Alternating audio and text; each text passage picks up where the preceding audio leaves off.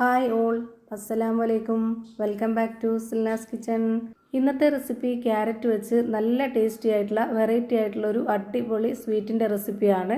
കുട്ടികൾക്കും വലിയവർക്കും ഒരുപാട് ഇഷ്ടമാവുന്ന നല്ല ടേസ്റ്റി ആയിട്ടുള്ള ഒരു അടിപൊളി ഐറ്റമാണ്. അപ്പോൾ ഇതെങ്ങനെയാണ് തയ്യാറാക്കുന്നതെന്ന് അറിയാനായിട്ട് വീഡിയോ സ്കിപ്പ് ചെയ്യാതെ മുഴുവനായിട്ടൊന്ന് കണ്ടു നോക്കണേ. റെസിപ്പിയിലോട്ട് കിടക്കുന്നതിന് മുമ്പായി സിൽനാസ് കിച്ചൺ ചാനൽ ആദ്യമായിട്ട് കാണുന്നവരാണെങ്കിൽ പ്ലീസ് ഒന്ന് സബ്സ്ക്രൈബ് ചെയ്തേക്കണേ. ഒപ്പം തന്നെ ഈ വീഡിയോസ് നിങ്ങൾക്ക് ഇഷ്ടപ്പെടുകയാണെങ്കിൽ ഒരു ലൈക്ക് ചെയ്ത് ഷെയർ ചെയ്ത് സപ്പോർട്ട് ചെയ്യാനും മറക്കരുത്. ഇനി നമുക്ക് ഇതെങ്ങനെയാണ് തയ്യാറാക്കുന്നതെന്ന് നോക്കാം. ഇതിനായി ആദ്യം തന്നെ സ്റ്റൗവിലേക്ക് ഒരു പാൻ വെച്ച് കൊടുത്ത് ഫ്ലെയിം ഓൺ ആക്കി കൊടുത്തിട്ടുണ്ട്. ഇതിലേക്ക് കുറച്ച് നെയ്യ് ഒഴിച്ചു കൊടുക്കാം. ഞാനിവിടെ 2 സ്പൂൺ അളവിലാണ് നെയ്യ് ഒഴിച്ചു കൊടുത്തിട്ടുള്ളത്. നെയ്യ് നന്നായിട്ട് ചൂടായതിനു ശേഷം ലോ ഫ്ലെയിമിൽ ഇട്ട് കൊടുത്തിട്ട് നമുക്കിതിലേക്ക് ക്യാരറ്റ് ഗ്രേറ്റ് ചെയ്തതാണ് ഇട്ട് കൊടുക്കേണ്ടത്. ഗ്രേറ്ററിൻ്റെ ചെറിയ ഹോളിലൊന്ന് ഗ്രേറ്റ് ചെയ്തിട്ടാണ് ഇതിലേക്ക് ഇട്ട് കൊടുക്കുന്നത്. അത്രയും നന്നായിട്ട് പൊടിയായിരുന്നാലേ നല്ല ടേസ്റ്റായിട്ടും പെർഫെക്റ്റ് ആയിട്ടും കിട്ടുള്ളൂ. ഞാനിവിടെ ഇട്ട് കൊടുത്തിട്ടുള്ളത് 250 ml കപ്പിൻ്റെ അളവിൽ 1.25 കപ്പ് ഗ്രേറ്റ് ചെയ്ത ക്യാരറ്റാണ് ഇട്ട് കൊടുത്തിട്ടുള്ളത്. ഓരോരുത്തർക്കും എത്രയാണോ പലഹാരം വേണ്ടത് അതിനനുസരിച്ച് ഗ്രേറ്റ് ചെയ്ത ക്യാരറ്റ് എടുക്കാവുന്നതാണ്. പിന്നെ ബാക്കിയുള്ള എല്ലാ ഇൻഗ്രീഡിയൻസും അതിനനുസരിച്ചുള്ള കണക്കിലാണ് പിന്നെ ചേർത്ത് കൊടുക്കേണ്ടത്. ഞാനിപ്പോൾ എടുത്തിട്ടുള്ള ഈ ഒരു അളവിലുള്ള ക്യാരറ്റിനാണ് ബാക്കി എല്ലാ ഇൻഗ്രീഡിയൻസും ചേർത്ത് കൊടുക്കുന്നത്. 1-2 മിനിറ്റ് നെയ്യിൽ ഇത് നന്നായിട്ടൊന്ന് വേവിച്ചെടുക്കണം. ക്യാരറ്റും നെയ്യുമായിട്ട് നല്ലപോലെ ഒന്ന് മൂത്ത് വരുമ്പോൾ ഒരു പ്രത്യേക മണവും ടേസ്റ്റുമാണ്. നെയ്യുടെ മണം ഇഷ്ടമല്ലാത്തവർക്ക് ബട്ടറിൽ ചെയ്തെടുക്കാവുന്നതാണ്. നെയ്യിലാണ് കൂടുതൽ ടേസ്റ്റ്. ഇനി ഇതൊന്ന് വെന്ത് വരട്ടെ. ആ ഒരു ടൈം കൊണ്ട് നമുക്ക് ഒരു കാര്യം കൂടി ചെയ്യാനുണ്ട്. ഞാനിവിടെ ചെറിയൊരു മിക്സിയുടെ ജാർ എടുത്തിട്ടുണ്ട്. ഇതിലേക്ക് 250 ml കപ്പിൻ്റെ അളവിൽ 1/4 കപ്പ് വറുത്ത കപ്പലണ്ടിയാണ് ഇട്ട് കൊടുക്കുന്നത്. ഇതൊന്ന് പൊടിച്ചെടുക്കുന്നുണ്ട്. നല്ല പോലെ നൈസായിട്ടൊന്നും പൊടിച്ചെടുക്കരുത്. നമുക്കിത് കഴിക്കുമ്പോൾ കടിക്കാനായിട്ട് കിട്ടണം. ആ ഒരു പരുവത്തിലാണ് എടുക്കുന്നത്. ഇനി ഇതിലേക്ക് നല്ലൊരു മണത്തിന് വേണ്ടി 3 ഏലക്കയും കൂടെ ഇട്ട് കൊടുത്തിട്ടാണ് ഇത് പൊടിക്കുന്നത്. ഇപ്പോൾ ഞാനിത് പൊടിച്ചെടുത്തിട്ടുണ്ട്. ഇനി ഇതിൻ്റെ പരുവം ഞാൻ കാണിച്ചു തരാം. ഞാനിപ്പോൾ ഇതൊന്ന് ഒരു സ്പൂണിൽ കോരി കാണിക്കുന്നുണ്ട്. ഈ ഒരു പരുവത്തിലാണ് നമുക്ക് കിട്ടേണ്ടത്. കുറച്ച് നല്ല പോലെ തരിതരിപ്പോട് കൂടിയാണ് കിട്ടിയിട്ടുള്ളത്.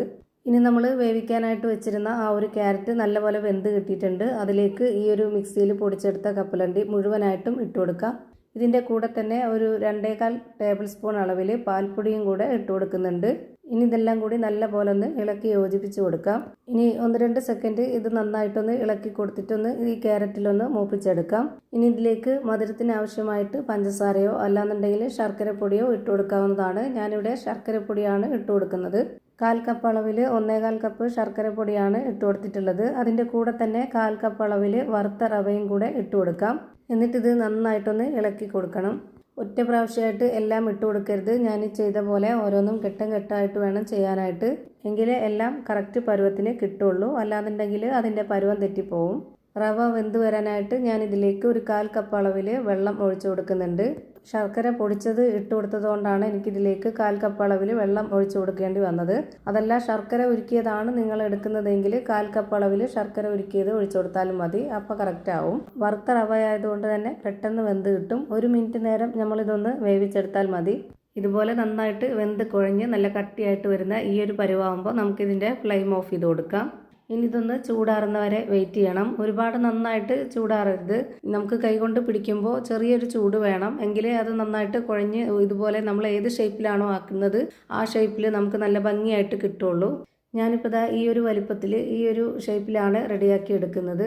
നിങ്ങൾക്കിത് കട്ട് ചെയ്തെടുത്ത് കഴിക്കാനാണ് താല്പര്യമെങ്കിൽ ഒരു ട്രേയിൽ നമുക്കിത് നന്നായിട്ട് സെറ്റ് ചെയ്ത് വെച്ചിട്ട് ഒരു 5-10 മിനിറ്റ് നേരം അങ്ങനെ തന്നെ വെച്ചിരുന്നിട്ട് പിന്നെ അത് കട്ട് ചെയ്തെടുക്കാവുന്നതാണ്. ഞാനിപ്പോൾ ഈ ഒരു ഷേപ്പിലാണ് എല്ലാം റെഡിയാക്കി എടുക്കുന്നത്. ക്യാരറ്റും കപ്പലണ്ടിയും ഉണ്ടെങ്കിൽ നിങ്ങളും ഇതുപോലെ ഒന്ന് ട്രൈ ചെയ്ത് നോക്കുക. എന്തായാലും കുട്ടികൾക്കൊക്കെ ഭയങ്കരമായിട്ട് ഇഷ്ടമാവും. നല്ല ടേസ്റ്റി ആയിട്ടുള്ള സോഫ്റ്റ് ആയിട്ടുള്ള ഒരു അടിപൊളി സ്വീറ്റ് റെഡിയായി കിട്ടി. അപ്പോൾ ഇത്രയേ ഉള്ളൂ ഇന്നത്തെ വീഡിയോ.